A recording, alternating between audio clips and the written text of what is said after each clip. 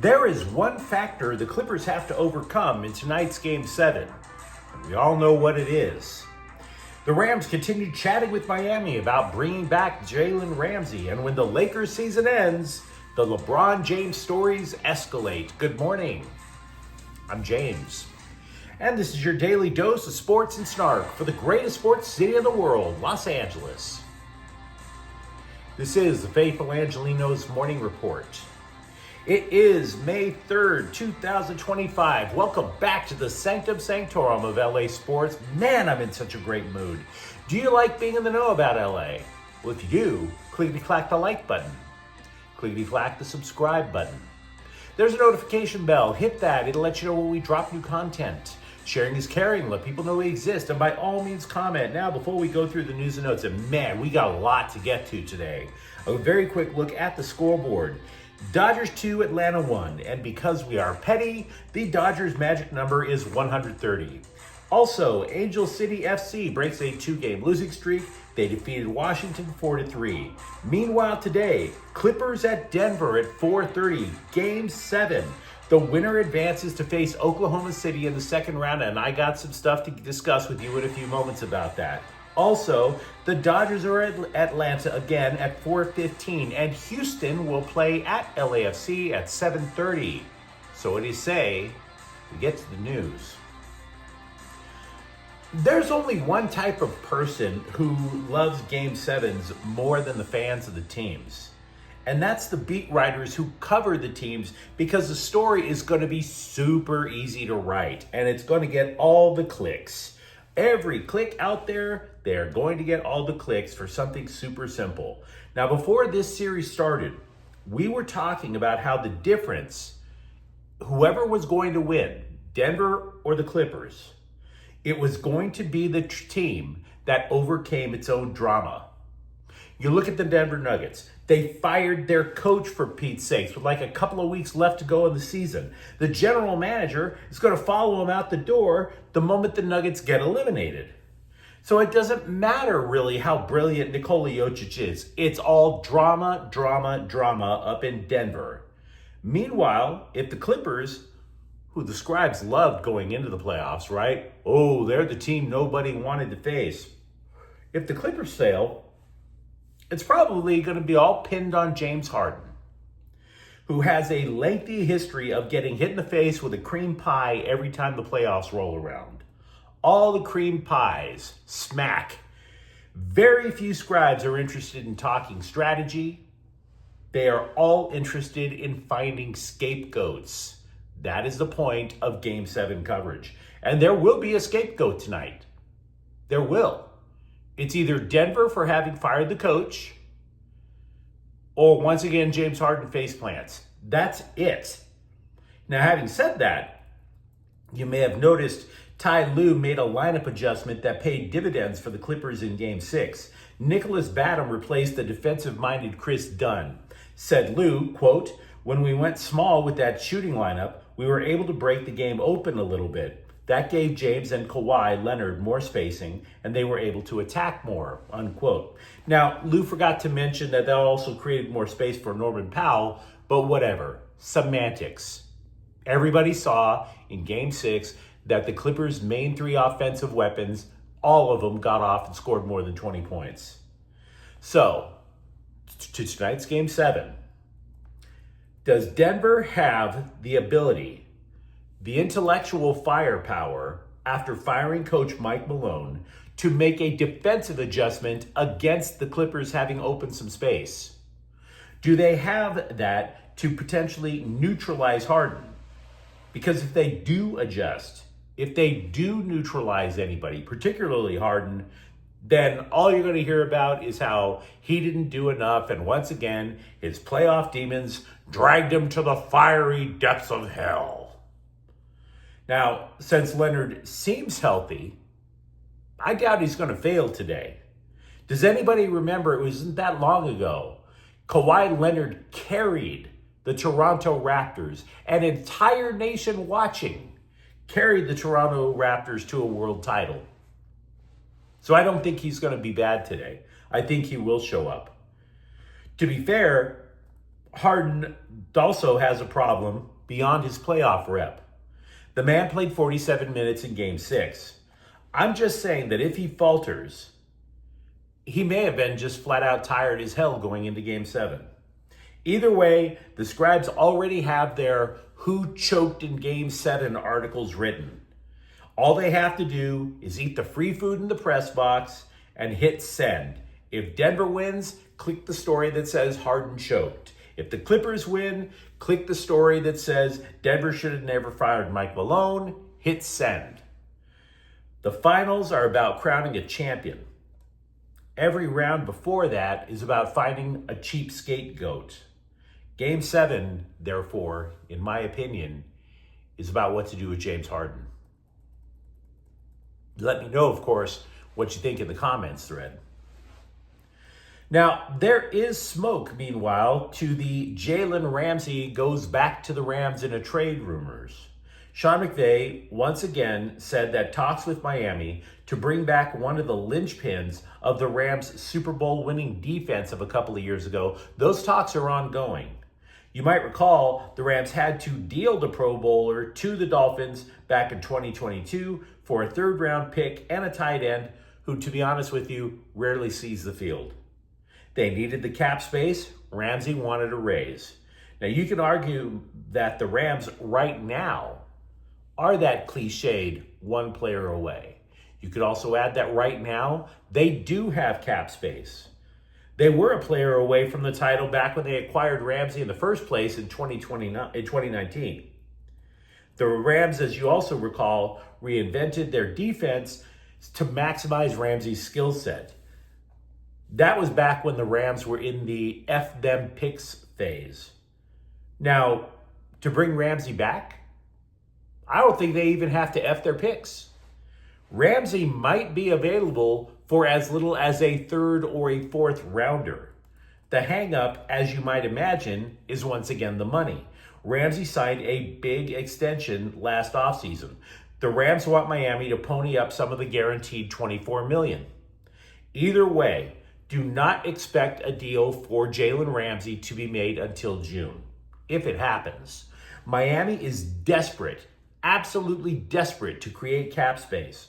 Should the Dolphins trade Ramsey back to the Rams before June, it would lead to a loss of $12.5 million in the Dolphins' cap space. If the deal is done after June 1st, however, the Dolphins can take that $12 million and split it. So it would be a cap hit, but it would only be $6 million as opposed to 12. That's some flexibility they would need. We mentioned just a couple of moments ago about how it is so desirable to find a scapegoat when you are a sports writer. So, speaking of easy scapegoats, this brings us to LeBron James. The Athletic is reporting that James will not cut his pay so that the Lakers can have extra cap space to pursue roster upgrades in the summer.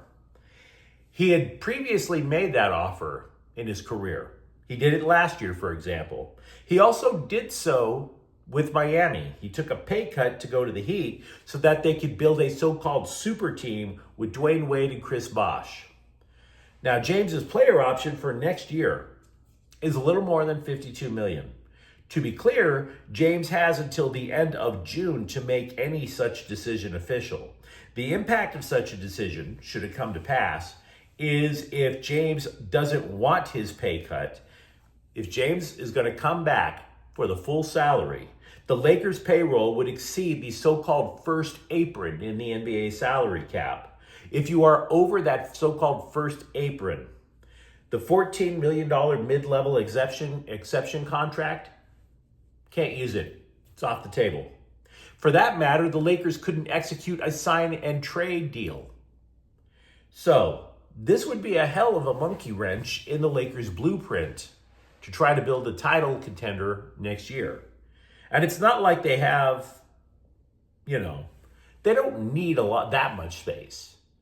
They need some. They probably need some. Everybody could use a little bit extra salary cap space. But how much do you need? Consider this. They already have 3 guys who could create a shot. James, Doncic, James, Doncic, and Austin Reeves. So it's not a question of adding offense. It's a question of adding grit. Sounds cheaper to me, frankly. So how much space do they really need for their plan? The same report, by the way, also suggested that James has not ruled out the possibility of finishing his career with another team to chase a ring, to which we should all roll our eyes and say, sure, LeBron, sure. Sign with another team where you would be forced to take a pay cut. Leave the Lakers, leave Los Angeles, so you can take a pay cut and live in Oklahoma City. Sure, dude.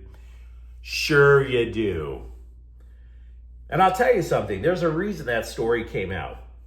It's to see if that fishes in that emotional lightweight like the LA Times, Bill Plaschke, to write a good riddance, we don't need you anyway column. Pointless drama is the point of that. Do you really think, oh, LeBron could take a pay cut because he doesn't want to play in LA? Do you really think that? Do you?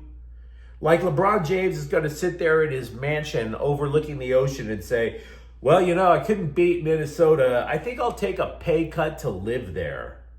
What is it, only 40 degrees below zero in December? Oh, and I almost forgot, make sure they trade for Bronny. Got to have everything my way, right? You really think that, guys?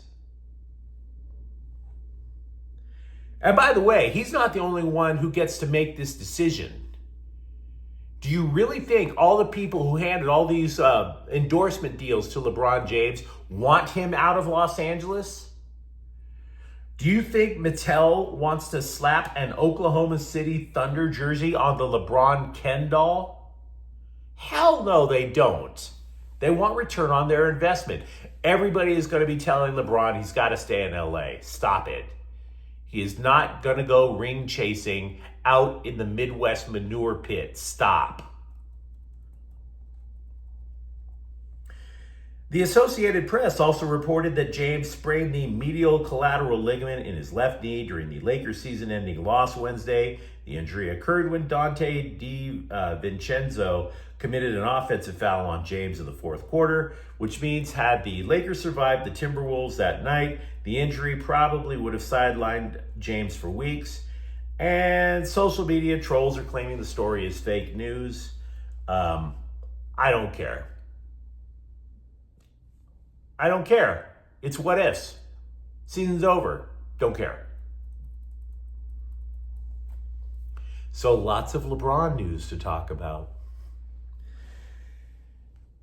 Can we just be honest and say USC football is absolutely killing it in 2026 recruiting? They added another elite prospect.